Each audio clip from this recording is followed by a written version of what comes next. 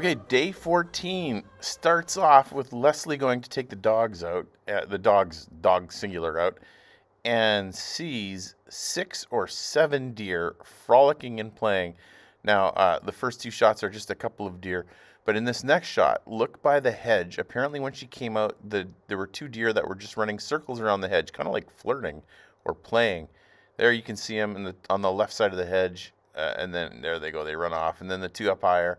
And just a great time. It is a lot of fun. Usually it's birds. Like during the warm season, this place is alive with birds, owls and hawks and grouse and pigeons and songbirds, all kinds of different birds. But in the cold season, it seems more that we have more deer and wild boar. Okay, since we have bought our shower for the London bathroom, they have said in preparation since, I don't know, when did we buy it? End of November. Finally, it said expedited. Yay! We were getting worried there for a little bit, but thank goodness it's on a truck somewhere, and hopefully the next stage, let's get it delivered. But progress. All right, day 14, starting the day off with some insulation. We're getting, seeing notifications that the temperature is gonna go down below freezing. In fact, it says it's gonna maybe go down to -4, -6. At which case you start getting nervous about all these pipes freezing since they're so close to the edge. Now, the good news, the house is still sitting around +7 inside, and the basement tends to be the warmest because they got all that nice heat coming up from the ground. But we got these open windows.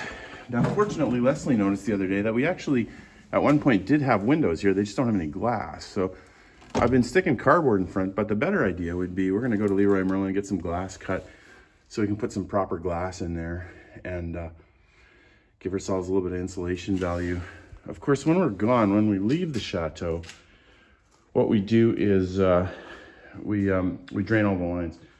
We got a couple Canadian tricks. One of them is draining the lines. Another Canadian trick is you leave a really slow drip on because moving water doesn't freeze. So if it gets to -6 and the lines are full, I will go up to a couple different spots in the house and just open the taps just a crack so that there's a little movement, the heat, you know, the new water's coming in. Good news on the leak, it's dried up a bit. There's still some water on the ground, but not as much. So I will still get up there and try to see if I can tighten some stuff up, but it looks like in the short term we're okay. So insulation, leak, taking out the garbage, that's how we'll start the day. All right, so we got the spider's webs out of the way, and we've got the right socket, and we're just giving that a little tighten, and hopefully that's gonna solve our leak. Let's take a look. You can see when we get in really close that that's where the water has been coming. I think it was this. So hopefully that little tighten will be all we need. I don't want to go too much because I don't want to break anything. And when you break stuff, then you got real trouble. And then in terms of insulation, normally we prefer a lot of airflow because it dries out the chateau, but these 2 windows directly under the terrace are wide open to the outside. So lots of air coming through here. You'll notice that there is a door to the outside, but again, that's pretty much wide open too. So there's a lot of airflow coming through here. We may temporarily close it just for when it's really cold. And I mean, I suppose ideally that door would be even easier to insulate. We could just seal that up somehow. Then you'd still have the airflow. Our insulation strategy will involve several elements. One of them is I'm setting up a camera to shoot right on this thermometer. So from wherever, from upstairs, from downstairs, I'll be able to tell if we're getting close to freezing. You almost need, you know, really with these chateaux, you almost need like one couple or person just to take care of stuff that comes up every day, like just ongoing maintenance, mowing, sweeping, cleaning, things like that. And then all your improvements are like additional, like that's, it's difficult to find time for improvements because you're just trying to keep up the work of keeping up this big old beautiful building. So that's a challenge, it's a challenge. So Chandelier Day is going to be a fun day. We have been gathering a bunch of different lighting fixtures that are going to go in a lot of different places. There's 4 sconces there. 2 chandelier are going to go up in this room to replace those modern lights, and again, those sort of modern sconces. And then we've got another chandelier over here for the London bathroom, if there's a hook on the roof, which I just thought of the other day. So that's going to be good. And actually a few more too. So we probably have, man, I bet we have 10 different lights we're going to update. It's going to be a fun day. Get the scaffolding out, get up there. Well, I had one more find that I didn't get to share with you that I found at the brocante. They're called ciel de lit, which is like sky bed and translates. And actually, if you can see, it has a nice curved shape and a flat piece at the back. And they would have been mounted on the ceiling or on the wall. As you can see, this one has some hooks at the back. And they would have had a nice, beautiful canopy of fabric, and they go over top of beds in bedrooms. And I have been watching these online and different places, and I've never been able to find one that I even could get my hands on that, and it was even a deal, let alone an expensive one. And this one, both of these, as you can see, were only 40 euro. So great. So that was pretty exciting for me. And this one even has a little bronze medallion piece. There we go. Oh, it's coming out. I'll have to put it back on. And I guess I shouldn't have touched it, huh?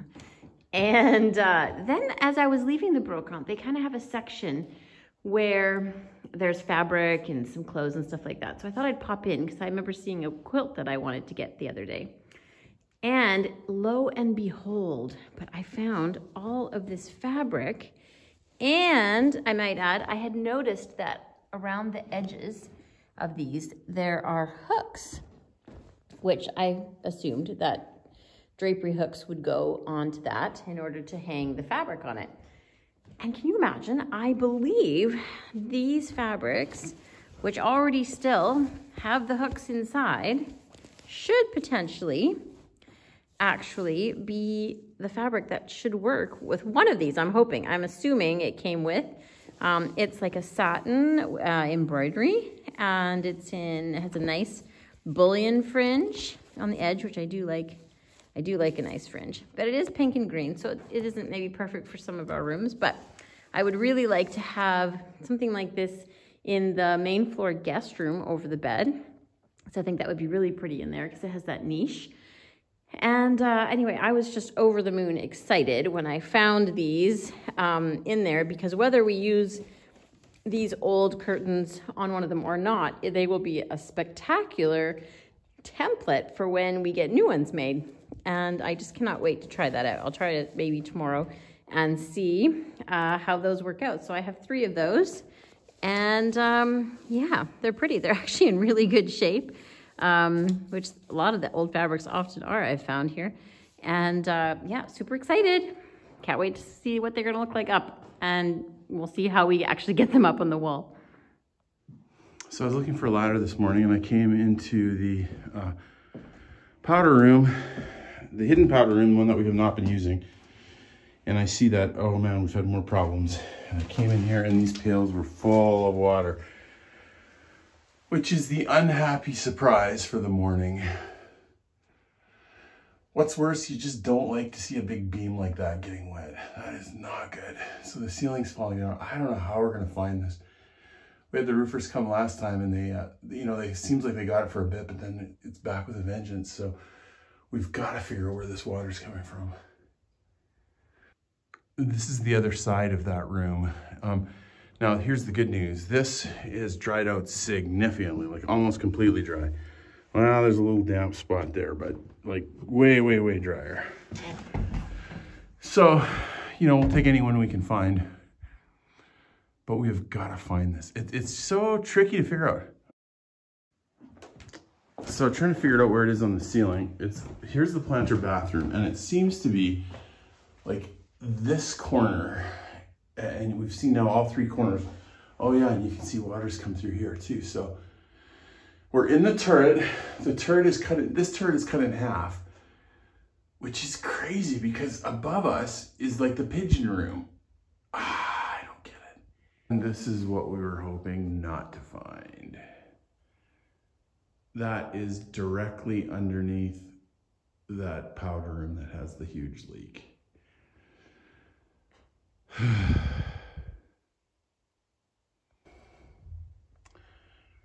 I mean, if it's just paint, it's no problem. But if, you know, it gets too wet and starts to break, then we're really in trouble. I'm just standing here trying to figure out where that leak is coming through. And I know that it's right kind of in that corner, but about 2 meters that way. So I think it's exact opposite edge of the turret, which makes sense because all the water comes down that valley and then runs there. And so, man, I wish I could just go climb out there, but it just feels really dangerous to climb out on the roof, especially with me being a bigger dude. It just does not seem smart. Now, again, I would just be going in the valley, so it's not that I'd fall off the edge, but you just do not want to fall through. But man, I'd like to just take a look and try to figure out where is that water getting in. Well, this is another one of those days where things are going a little slower than expected, but we had to go get some supplies. We've got a pile of stuff, including metal gutter guards. I had bought some plastic ones that were bigger and I thought they would let more water through. Problem is they're too light and they get knocked out of the way. And every time I come back, they're gone. So we're gonna go back to metal. Also, I was talking the other day about how stuff is cheap. Not everything is cheap. Those paint cans, 2.5 liters, 5 liters, $60 each. 2 ladders, and then pails, and a $9 spray paint. So not everything's cheap. Today we're going back to Delice. We want to show you the Formule, the lunch. We had the dinner the other day, and this is going to be fun. When we go out for lunches, the restaurants will often have a menu of the day. And the joy of that is that every day it would be something different, and we get to try an assortment of many different kinds of foods, and our vocabulary in the food world also gets better every single time. We were out with some friends from church today, so we didn't really do a lot of talking during the video, so we wanted to do a little voiceover while we show you pictures. First up for the entree was cheese toast, but in France it's just not normal, our kind of cheese, it's goat cheese. Yeah, probably not our favorite. I think we've had it 3 times in the week too, so that probably didn't help. But it was still, you know, I still enjoyed it. It's different.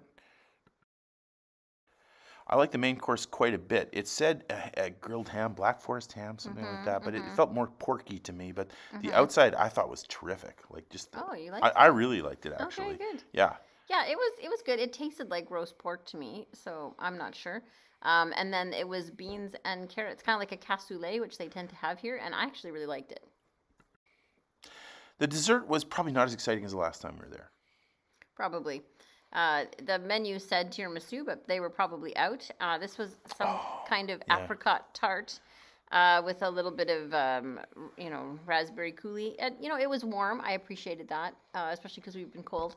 It was good. But yeah, I was looking forward to the tiramisu. Oh, well. Delice is always great. This probably wasn't our best time there, but we still enjoyed it, and like every time. Kind of a tough day, but we did get some things done. We got to Angers, and we bought a ton of stuff. We got a big, huge glass pane for our bedroom window, the one that smashed, $50. And somehow we got that home without breaking it, so that's great. We got, what else we got? We got a bunch of tarps. We got some, I'm going to try to fix that toilet. And so hopefully I got something to try to fix that upstairs in the London bathroom. What else? We got spray paint. We're going to try to paint some of the pipes. And just a bunch of supplies. It's always a little bit slower here, it feels like, to get supplies. But, it is what it is. You got to do what you got to do. And so I'm cheering myself up by sitting in this beautiful, beautiful room. Cold, but beautiful. All right, one more last thing. And this is a bit of a secret. I have a little present that came in the mail. Hi, Bingy. For Rob. It's something that I think he might kind of like for here at the Chateau. So it'll be something that he'll open probably before we go home. And you'll get to sort of see what that is then. Until then, you get to enjoy our little glimmering winter forest, and we'll get to see what the present is in a few days.